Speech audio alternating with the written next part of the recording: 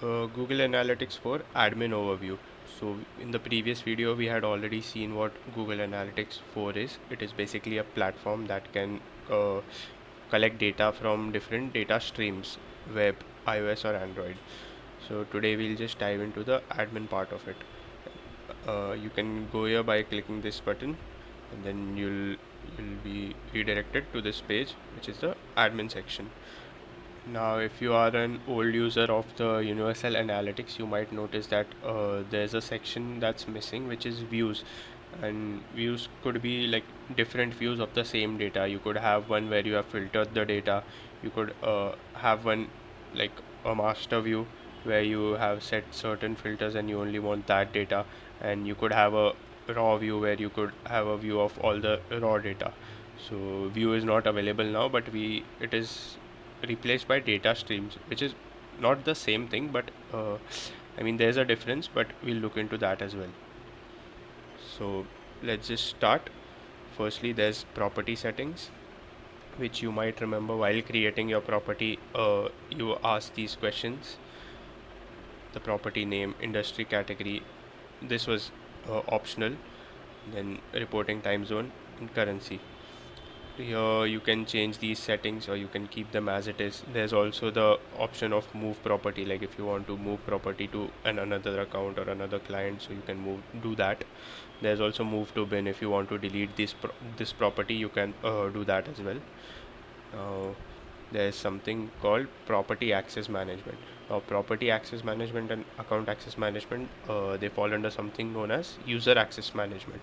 So what that is, if you create multiple properties under one account and you give a user access of that account, so they would automatically have access to all the properties that are created within this account. Alright, now we'll look into it. Property access management. As you can see, there's currently only one user that has access, which is me, and the role is administrator. So we'll now see the different roles and data restrictions. If I were to add a new user to my property, I could enter their email address and set some roles and restrictions. Now, administrator role means they would get full control of the property. They would get the same roles that I have. They could manage users, add or delete users, assign any role or any data restriction to a user, anything. So there's editor as well. Editor basically means they get full control of the settings of the property, but they cannot manage users like administrator can.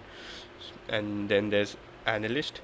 An analyst can basically share, create, edit, and delete certain property assets. They can also collaborate on shared assets, but they don't have the power of editor role to control the settings of the property. Then there's viewer role. Viewer role, they can see the data and they can change which data appears in the reports, but they cannot collaborate on the assets like an analyst can. And lastly, there's none, which means no, the user will have no role for this property, but they might have a role for another property or resource. Then there's data restrictions as well, and they are pretty straightforward. No cost metrics means no access to cost related metrics for property, and no revenue metrics means no access to revenue related metrics for the property. So we'll just go back. Let's move on to data streams now. So data streams, we already have seen there can be different data streams according to the platform. You could add an iOS app, you could have an Android app or a web app. Now it is generally recommended that if you have two websites for the same company, like if a company owns two websites, so it is recommended that you add both those websites in a single stream, because there's a certain limit to the number of streams that you can make before Google Analytics 4 starts misbehaving or not functioning properly. So let's go to the web stream details. You can see enhanced measurement. Enhanced measurement we've already seen are the new features of Google Analytics 4, where you can select what measurement you want. Like, do you want to capture scroll events or not? You can tick it on or off according to your preference. There's outbound clicks, site search, video engagement, and file downloads. So you can select or deselect them according to your preference. There's modify events and create custom events, which we'll see later on. There's measurement protocol API secrets. Now, there's since your measurement ID is in the code, anyone can create uh, anyone can get that ID and start spamming data in there from the servers. So to prevent that, you can have a secret value here, and this protocol is created so that if you have to send some data, this secret value will always be needed. Like you would not be able to send data without using this secret value, and this will increase the security of your website or your app. And if we go back into it, so then there's the configure tag settings. We'll just go into that. Now if we look here, there's an option of configure your domains. So as I said, if you want to add multiple websites into one stream, you can do that. Or this specifically, this is used for cross domain measurements or cross domain tracking. So what you can do here is you can add condition contains. Suppose you want to add a website abcd.com, so this domain will be linked to your previous domain. Now there's define internal traffic. Now even this is an important feature. So you can set some internal traffic rules. Suppose if I click create here, you can give a name and set a parameter here as internal. Then we use this cider notation because we don't have a regular expression here yet, but with further updates they might add it. And then if you want a certain IP to be excluded, you can exclude it from the analysis or from the results. You can add that IP here, and yes, this will create the internal traffic rule that will then help to exclude that IP. Then there's list unwanted referrals. This is again an important settings. Suppose you have a e-commerce website, then and on the purchase, for a purchase you have to go to a payment gateway, for example PayPal. So if your website redirects the users to PayPal, they now this gives the power to PayPal, and they can like if the user is redirected to PayPal, now PayPal can break your attribution in Google Analytics 4. So to avoid this, we'll enter paypal.com here. The condition will be referral domain contains. So if the domain contains paypal.com, then this will know to ignore this referrer, which is PayPal in this case. Then this is an additional new setting that Google Analytics 4 has put in. This adjust session timeout. So after how many minutes of inactivity do you want the session to automatically time out? It is set to 30 minutes, and it is what the recommended setting is. There's also a new thing called adjust timer for engaged sessions. Now engaged session, now it's set to 10 seconds. So when a user comes to your page and after 10 seconds they start clicking buttons or scrolling, so this is that time frame. After that 10 seconds, the sessions will be considered as engaged sessions. You can change this setting as well. Suppose if you want it to start after 15 seconds, after 20 seconds you can do that here.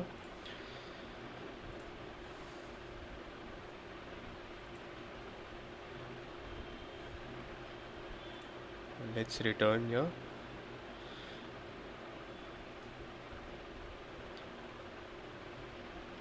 As you know, you can add multiple data streams here, but it is advised that if you have multiple websites, that then you add them under the same web stream, because having multiple data streams can cause Google Analytics 4 to overload. And also, if you have like 4 or 5 data streams, but you don't want the user that you have given access to this property to have control over all the 5 data streams. So what you'll do is you'll create each data stream separately in another property, and then you'll give users the access to those properties accordingly. Like suppose if you want one user to have access to the web data stream, you'll give them access to the property that has the web data stream, and similarly for other data streams as well. Now if you were to head back, you could go into data settings, which has 3 types. You could go into data collection.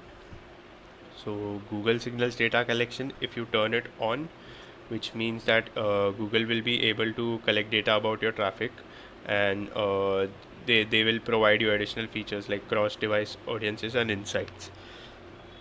Now you can enable it or disable it according to the region in which you want it to be enabled it for. Then there's advanced settings for allow ads personalization. Again, you can enable or disable it for the regions.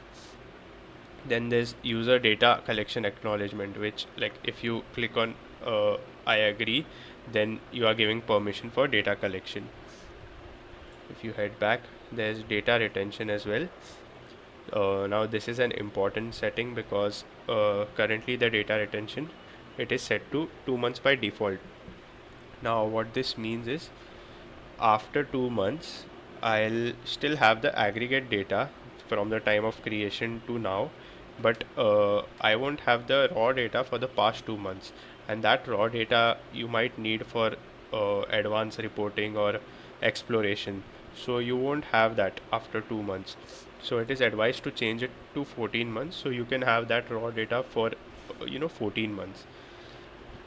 Then there's data filters. Again, this can be used to exclude internal traffic. As we saw before, you can just set the filter operation to exclude and parameter value to internal, and filter state you can set to testing, active or inactive if you don't want it to be in effect. Then there's data import option. Now this lets you import or upload data from external sources and join it with your analytics or your report that are already there.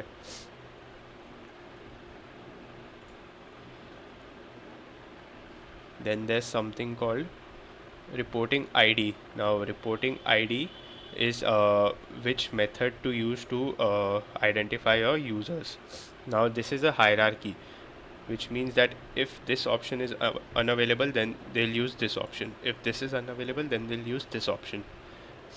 User ID means whenever an account is made on your website, you are providing some ID to a user, and that becomes their user ID.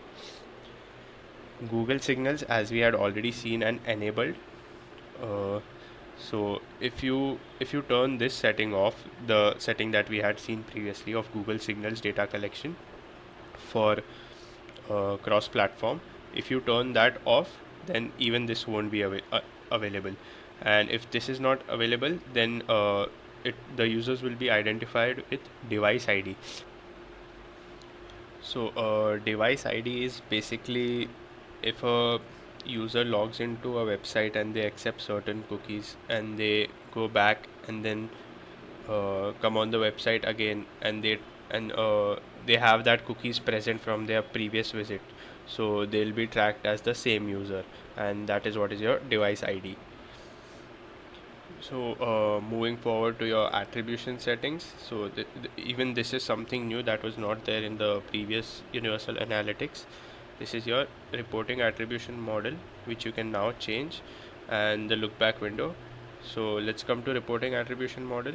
Now this you can change to last click attribution, which means that most of the credit or all credit goes to the customer's last touch point before converting, and there's first click attribution, where 100% of the credit goes to the first action of the customer.